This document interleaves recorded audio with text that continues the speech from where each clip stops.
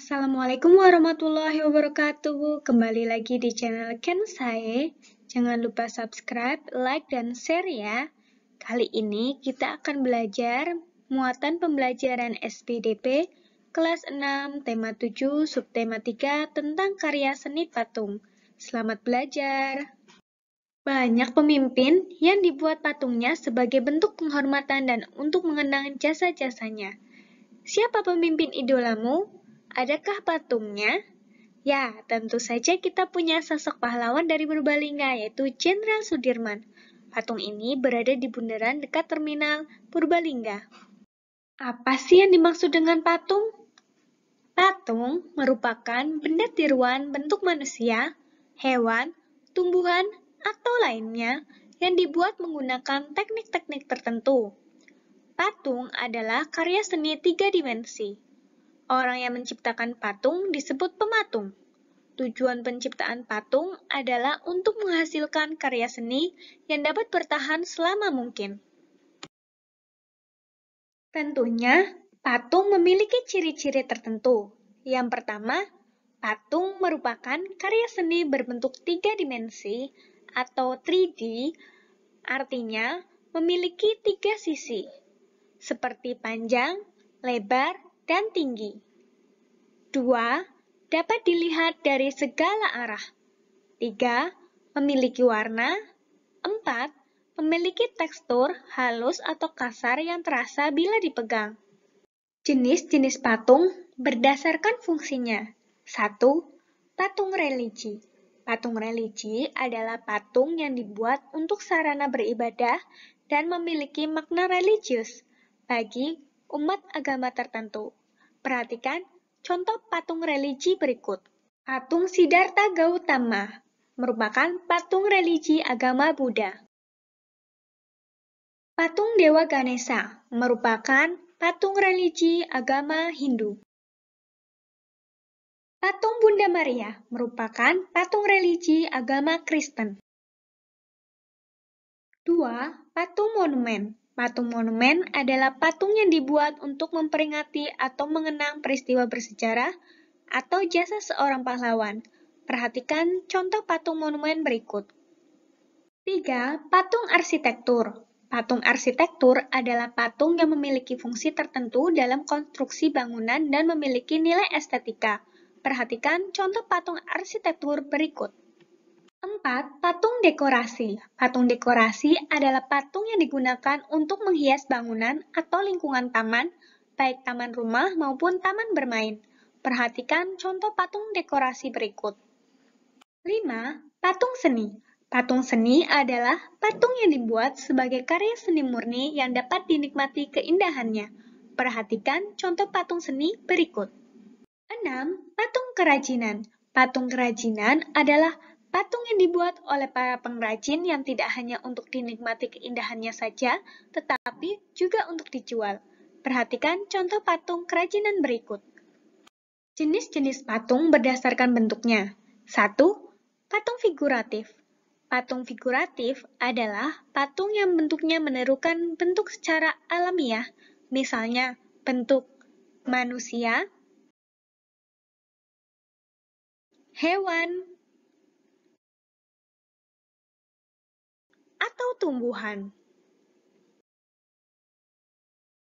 2. Patung non-figuratif. Patung non-figuratif adalah patung yang dibuat di luar bentuk aslinya. Patung non-figuratif biasanya menampilkan garis-garis melintang atau memanjang, lubang, lekukan, benda, dan lain-lain. Jenis-jenis patung berdasarkan coraknya. 1. Patung bercorak imitatif. Patung bercorak imitatif merupakan patung yang berupa tiruan bentuk alam seperti manusia, tumbuhan, dan binatang. 2. Patung deformatif. Patung deformatif adalah patung yang bentuknya berubah atau berbeda dari aslinya. Namun, meski berubah dan beda, patung deformatif tidak meninggalkan atau terlalu menyeleweng dari aslinya. 3. Patung non-figuratif.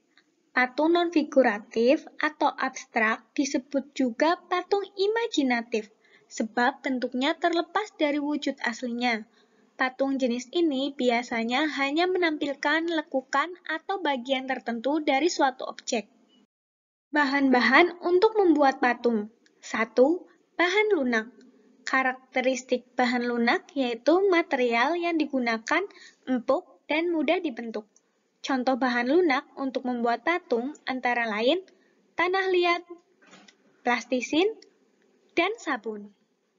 2. Bahan sedang. Karakteristik bahan sedang yaitu material tidak lunak dan tidak keras. Contoh bahan sedang untuk membuat patung antara lain kayu waru, kayu sengon, kayu randu, dan kayu mahoni. 3. Bahan keras. Karakteristik bahan keras yaitu sulit dibentuk namun bertahan lama. Material bahan keras dapat berupa kayu atau batu-batuan. Contoh bahan keras untuk membuat patung antara lain kayu jati, kayu ulin, batu granit, batu marmer, dan batu andesit. 4.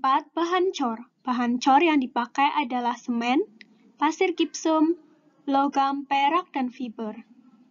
5. Bahan limbah. Bahan limbah adalah barang bekas dan daur ulang. Bahan-bahan tersebut dapat dipakai membuat seni patung dengan cara dirakit dengan membentuk objek yang diinginkan. Contohnya, plastik, kaleng, dan kertas. Teknik-teknik dalam pembuatan patung. 1. Teknik cor atau casting. Teknik cor disebut juga teknik cetak, yaitu teknik membuat patung dengan menuangkan cairan bahan seperti semen, logam cair, maupun tanah liat cair. Bahan-bahan tersebut dituangkan pada cetakan yang sudah dibuat sesuai keinginan. 2. Teknik membentuk atau modeling. Teknik modeling adalah teknik dalam membuat patung dengan cara membuat model atau gambar terlebih dahulu dan setelah itu dibentuk patung sebenarnya. 3. Teknik menyusun atau constructing. Teknik constructing atau konstruksi mempunyai kecenderungan pada karya arsitektural atau seni bangunan. Konstruksi yaitu menyusun atau merakit komponen dari logam atau besi dengan menggunakan alat las sebagai penyambung. Biasanya, teknik ini digunakan untuk mencipta patung dengan menyusun bahan sejenis. 4. Teknik merangkai atau assembling. Assembling atau merangkai yaitu pembentukan patung dengan cara merangkai dari berbagai macam bahan. Bahan-bahan yang digunakan dalam merangkai antara lain adalah kain bekas, logam, karet, kulit, kaca, plastik, kayu, dan lain-lain. 5. Teknik memahat atau carving. Teknik pahat digunakan untuk membuat patung yang berbahan keras, misalnya batu dan kayu. Teknik pahat yaitu teknik membuat patung dengan cara mengurangi bahan sedikit demi sedikit dengan menggunakan alat pahat hingga tercipta bentuk yang diinginkan. 6. Teknik putsir. Teknik putsir digunakan untuk membuat patung yang berasal dari bahan-bahan yang lunak seperti tanah liat, gipsum, atau lilin. Teknik putsir yaitu teknik membuat patung dengan cara mengurangi dan menambah bahan menjadi bentuk sesuai desain yang diinginkan. Sekian dan terima kasih. Semoga bermanfaat. Wassalamualaikum warahmatullahi wabarakatuh.